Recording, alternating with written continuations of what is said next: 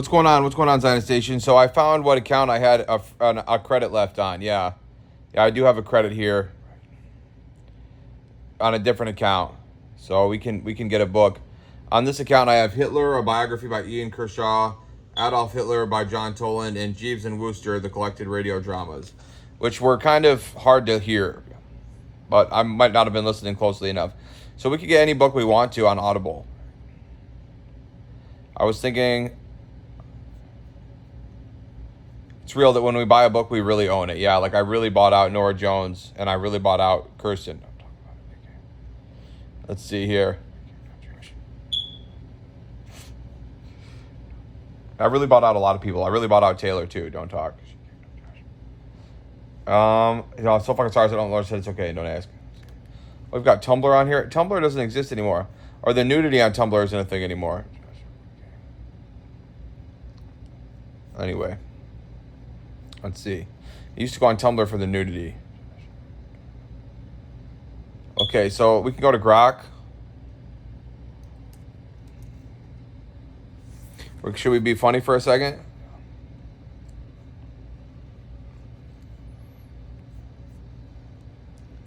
What would be a good book to read with my wives?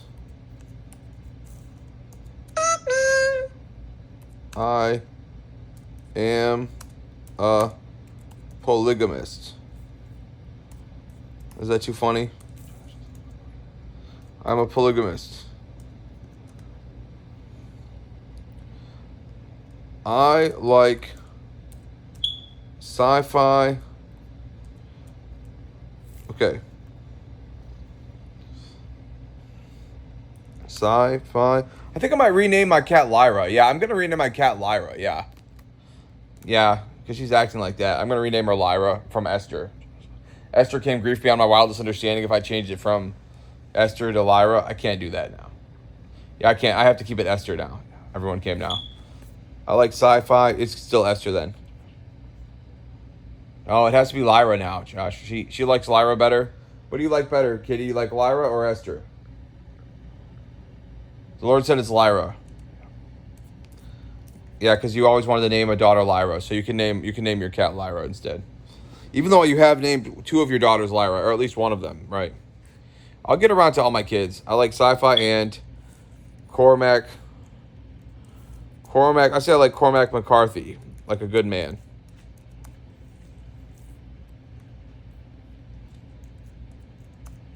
Yeah. They like romance. Yeah. I don't know why it's making that noise, Josh, because that's the best question they've ever heard. The Time Traveler's Wife by Audrey Niffinger would be an excellent shared read. It perfectly bridges your sci-fi interests with a clever genetic time travel premise that's thoughtful and not overly gadgety, and your wife's preference for romance. The core of the book is a deep, complicated love story between Henry, who involuntarily jumps through time, and Claire, exploring commitment, longing, the messiness of relationships, and building a life together despite extraordinary challenges. It's emotional, character-driven, and often heartbreaking in a way that echoes the stark human struggles in Cormac McCarthy's way. You don't really like Cormac McCarthy that much. I just wanted to give a manly novel, yeah. We should not do this. We should, don't ask. You realize you have like J.K. Rowling. You realize you have Joanne and Helena in the group. She said it's Joanne, bitch. Yeah, I don't know what book to get then. It's too extreme to imagine picking a book for people like that. Like him, just pick us a book and we'll read it and don't ask. And Emily Tish, we've got Emily Watkin.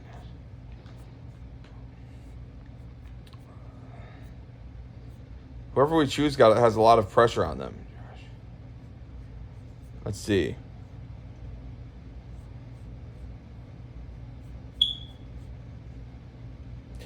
You know what I wanted to read? What was that novel they recommended? Angel Down? Josh.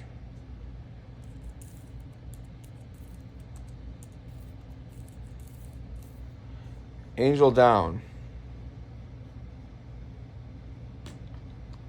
Yeah, Angel Down. That's what I want to read.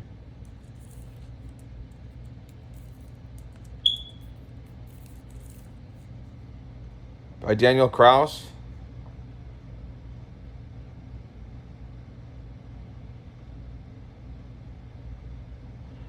You know what I could do? Well, hold on a second. This one's only $13, so I'm going to buy it on my other account. That's a smart move, Josh. Because then I can buy another one later. Because the other one I want might be more expensive.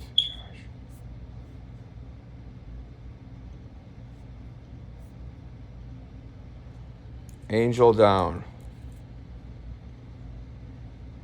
You guys want to read Angel Down? Josh. Wait, it says select next monthly audiobook in 29 days. I guess they're not going to let me do that. It looks like you don't have the Audible app yet. Okay. How does Angel Down sound? Everybody loves the idea of Angel Down. Josh.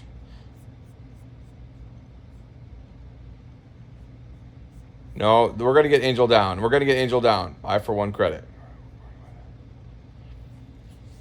We're going to get Angel Down, Josh. We'll start that. This is Audible.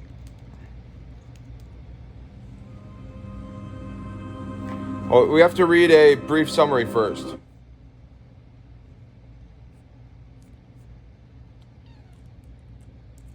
We'll do Angel Down. Down.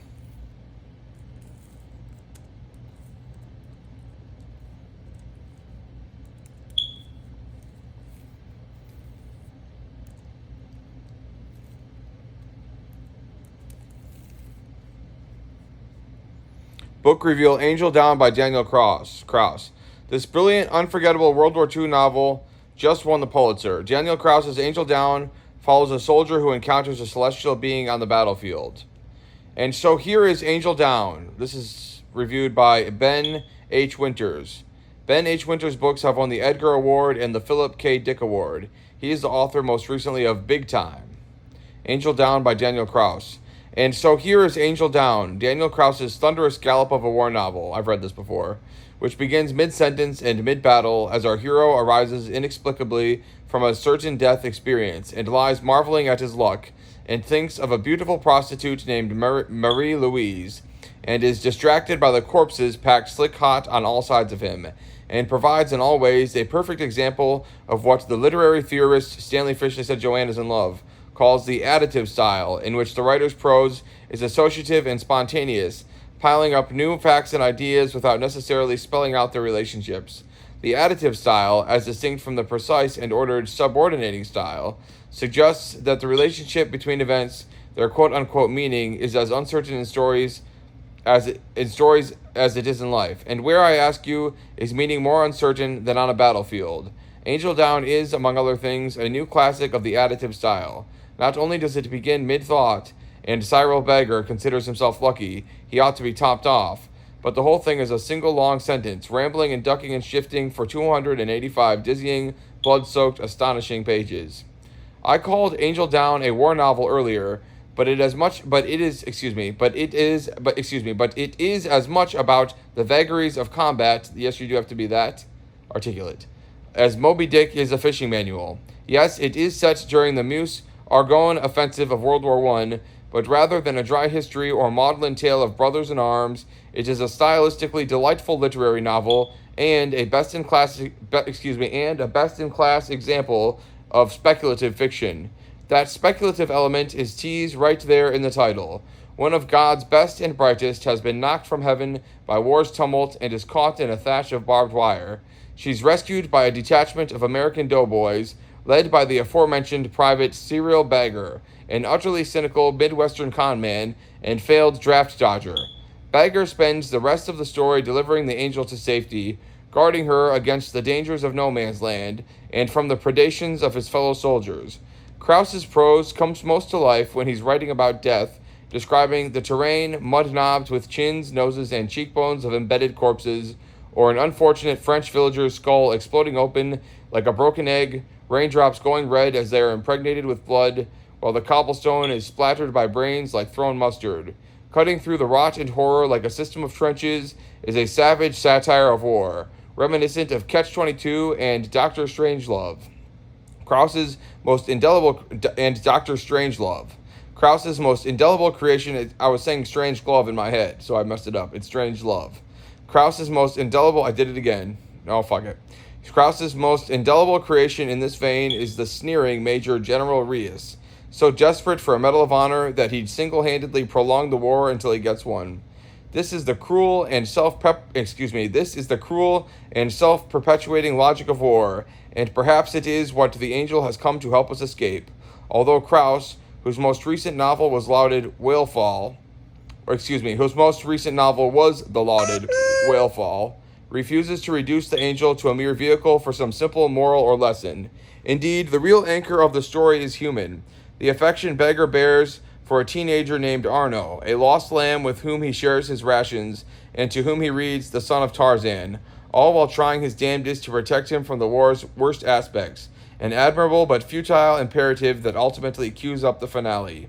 The conclusion is a stunner, although I'm not sure if a book that ends with a comma rather than a period can be said to conclude at all. The war continues, other wars will follow. Cyril Beggar, though, has changed in ways he cannot describe. Angel Down, mysterious and full of grace, may work a similar power on its readers, even as it walks the fields of death.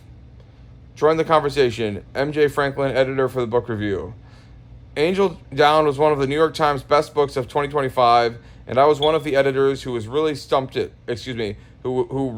for it. I love this book in part because it caught me completely by surprise.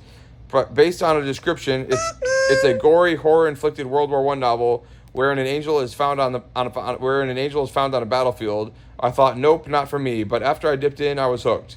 This novel is one of the most powerful and creative books I've read in a long, long time. Okay, so we can listen to this book. Yeah, that can be one thing we do. I'm excited to listen to... We're going to listen to more of Greg's podcast tonight, or should we listen to the novel first?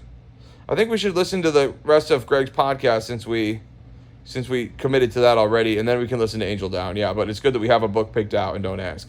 All right, so in the next video, we'll listen to more of Greg's podcast. Yeah, okay, all right.